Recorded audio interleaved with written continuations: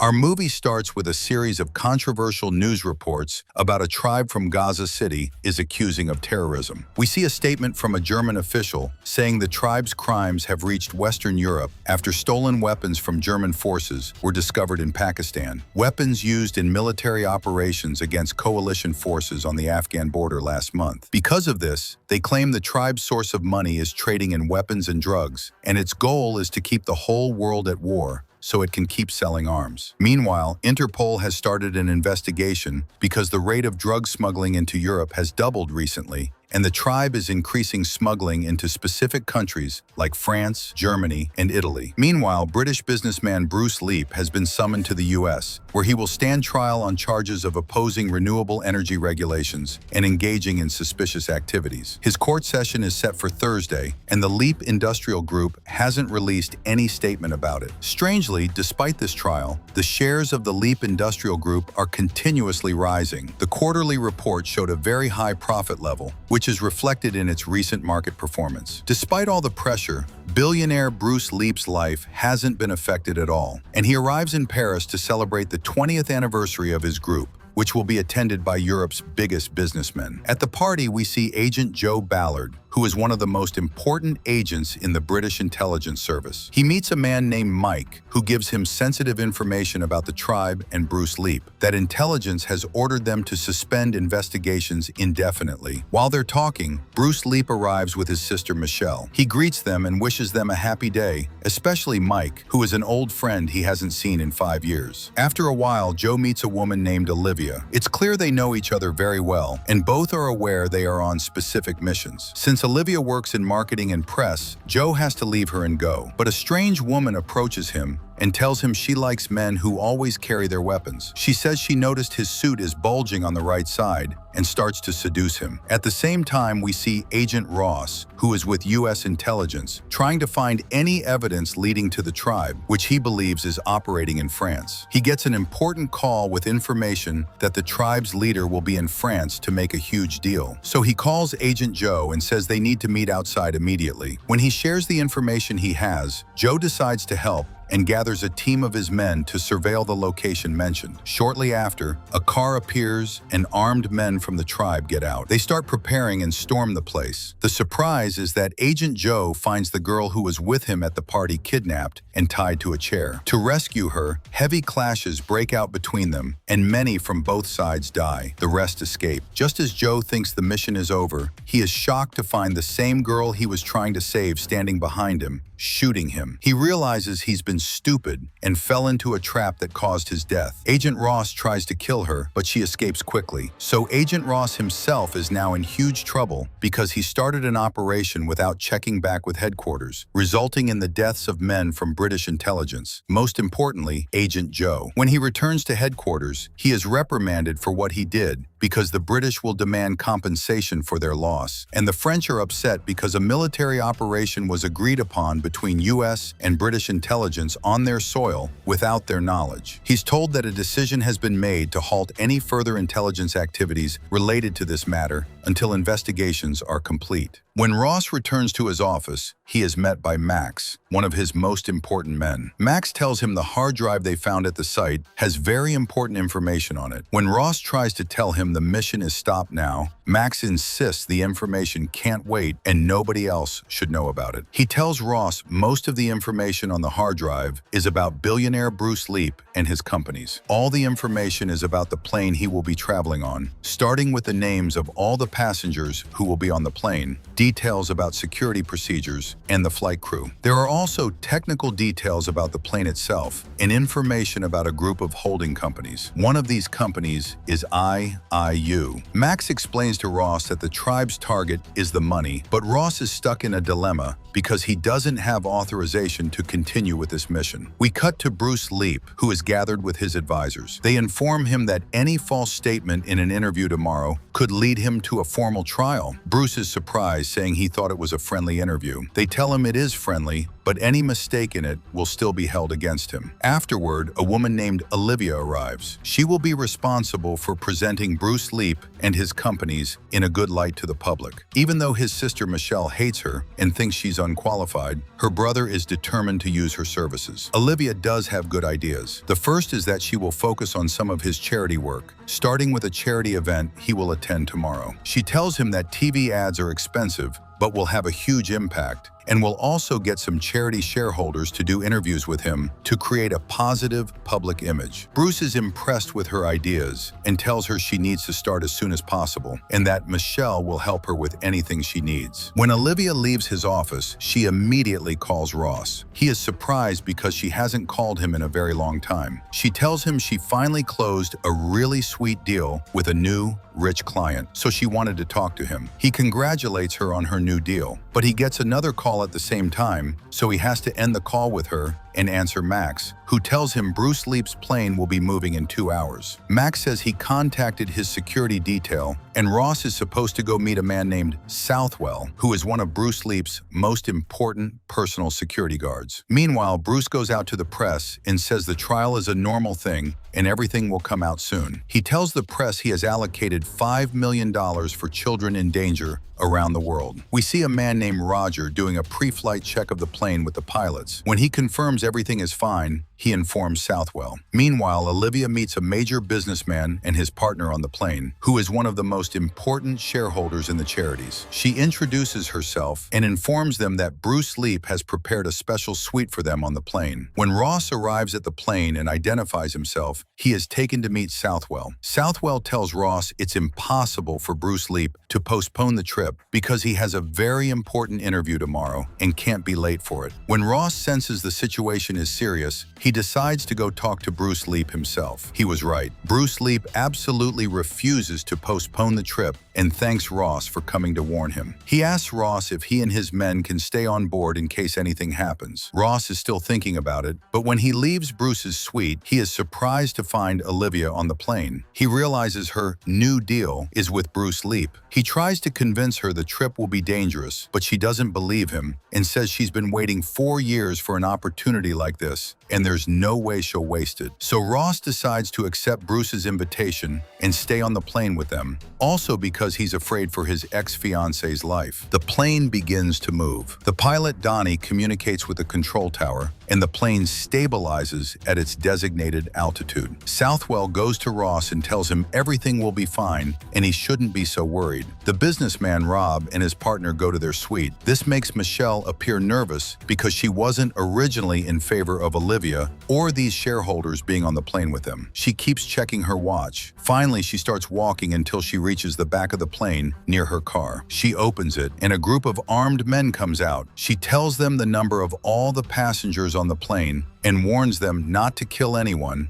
and to be careful of Bruce, the American agent, and Southwell, the head of security. A man named Victor talks to Michelle in a provocative way. She tells Rostov, the leader, to control his men. When she walks away, they learn she is Leap's sister and that she wants her share of the money Leap has before his fortune collapses after the trial. Ross goes to give Olivia a drink and suggests they reconcile. He tells her that Joe was killed yesterday. She is shocked and offers condolences knowing they were friends. When the co-pilot leaves the cockpit to eat, he leaves Cohen alone with Donnie. Suddenly, Cohen attacks Donnie with a fire extinguisher and starts to take sole control of the plane. The gang starts to move. They come out from the floor of Rob's suite, and a woman named Irina enters and kills both Rob and his partner. When Olivia arrives, she is upset by what happened, but Rostov assures her everything will be fine and she needs to trust them. After that, they lure the co-pilot into a room and kill him too. Cohen signals to Michelle that he has now taken control of the cockpit alone.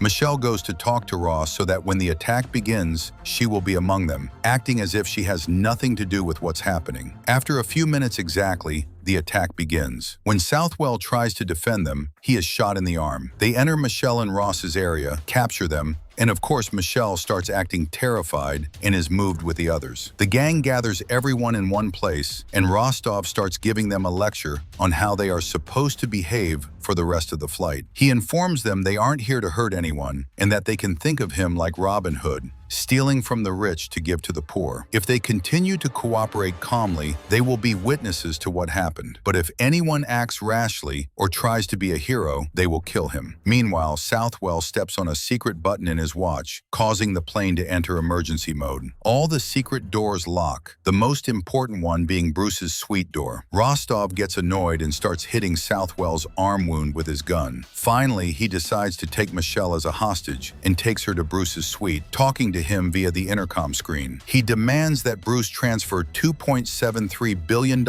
or he will kill everyone on the plane, including him. Michelle keeps up her act and starts crying to make Bruce pay them the money. Bruce tries to explain that the transfer will be very difficult and it's not in his power alone. He needs to meet with the group's management. But Rostov replies that he only has 10 minutes. Michelle falls to the ground crying and Rostov shoots her. Bruce starts to get angry and says he can't transfer that easily. He seems very upset about Michelle, even though she is actually the traitor and the cause of all this. Meanwhile, in the main cabin, Victor orders Olivia to take cable ties and tie the hands of everyone present. Ross and Southwell play a trick on Victor. Southwell pretends to have passed out, that his heart has stopped and he's dying. When Victor gets close to him, Ross moves quickly, hits him, and knocks him out. A nurse runs, gets scissors, and they cut all the cable ties. Everyone starts moving quickly to hide. Meanwhile, Bruce talks to the management. Their main concern is to inform the FBI because if they transfer the money and the news leaks, all the company's shares will crash and they'll all declare bankruptcy. But Bruce knows the federal police definitely won't send a plane to rescue them, meaning their lives are threatened now,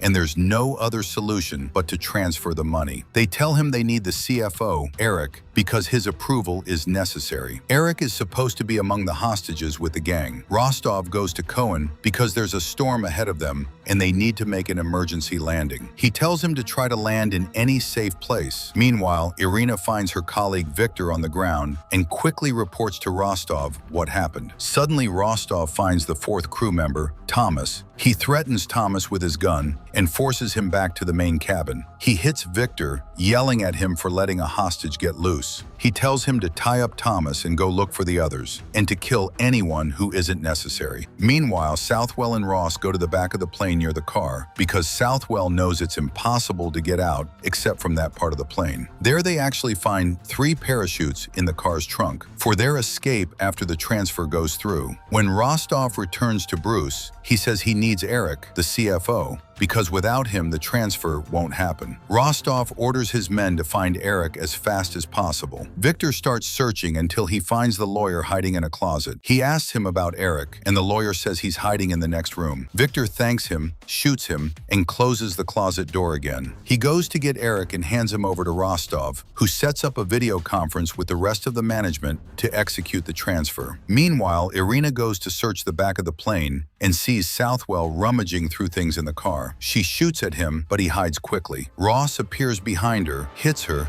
and asks her who she works for. She tells him she doesn't know anything about him, not even if his name is real. They were about to kill her, but she convinces them they will need her. She informs them there's a bomb in the car with a sensor device, and it will explode when the plane descends to 20,000 feet. When Ross returns to the spot where Olivia and Sam are hiding, he hears someone coming, and the moment Victor appears, he hits him and knocks him down. But before they can leave, Victor gets up quickly, stabs Sam in the back with a knife, and then swings a baseball bat at Ross. Olivia intervenes and hits him on the head with a camera. Ross finishes him off and kills him. Meanwhile, Southwell calls the pilot, Cohen, and tells him there's a bomb on the plane that will explode within 20 minutes if they land, and there are only 3 parachutes, meaning they didn't plan for him. But Cohen refuses, saying they promised him $10 million, and he hangs up. Meanwhile, Rostov receives the full transfer, $2.73 billion.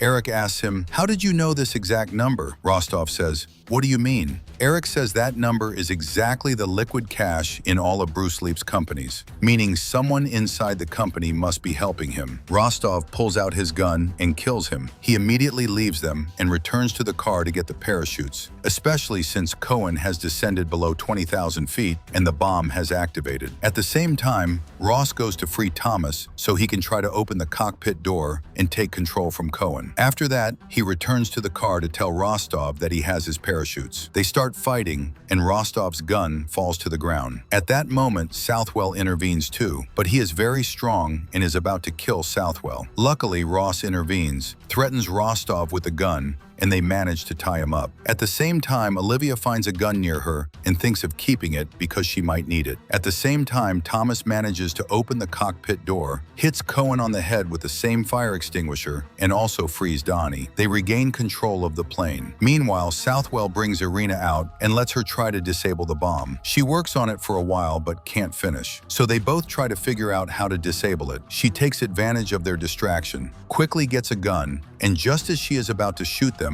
Olivia appears from behind and kills her. They go back to trying with the bomb, which has only seconds left before exploding. They stop at the red and green wire. Here they had to try their luck and cut the red wire. The bomb stops. But after a few seconds, they hear an explosion in Bruce's suite, so there was a second bomb there. But as they are leaving, Rostov manages to free his hands, grabs a small knife, and quickly attacks Southwell from behind. Ross quickly intervenes and keeps hitting him until he stabs his hand with the knife and kills him. They start taking Southwell to the main cabin. Ross goes to check on Bruce but finds the doorknob too hot to touch, so he can't enter. He goes and talks to the pilot, Donnie, informs him of what happened, and says they need to land at the nearest airport as soon as possible. Donnie tells him landing won't be easy, and he will reach the nearest airport in 10 minutes. Everyone needs to fasten their seatbelts so no one gets hurt. They all start gathering in the main cabin. At the same time, they tend to the injured, especially Southwell. When they land at the airport, everything is prepared from ambulances to fire trucks, after Donnie informed the airport police of what happened. The police also arrive and arrest Cohen. The ambulance takes Southwell. Ross gets off the plane, gets into Olivia's car, and reassures her that he will finish the investigations and come back to her. She hugs him and tells him she still loves him and will wait for him when he returns. Afterward, it's time for the investigations. Ross says that when the police closed the investigation into the tribe's case, at the same time, a trap was set for them where his friend Joe Ballard died, and he survived because he was lucky. Later, his assistant Max brought him information that the tribe had a plan to hijack Bruce Leap's plane. He didn't have the authority to stop the flight, so he was forced to travel with him to try to protect him. But the biggest reason was that he found out his ex-fiancée was traveling on the same plane. He says he suspects that the tribe's leader is Bruce Leap himself. He says Leap personally wanted him on the plane, which is why he hired his ex-fiancée 2 days before the trip. Also, everyone on the plane knew about all his shady dealings: his sister Michelle, his personal bodyguard,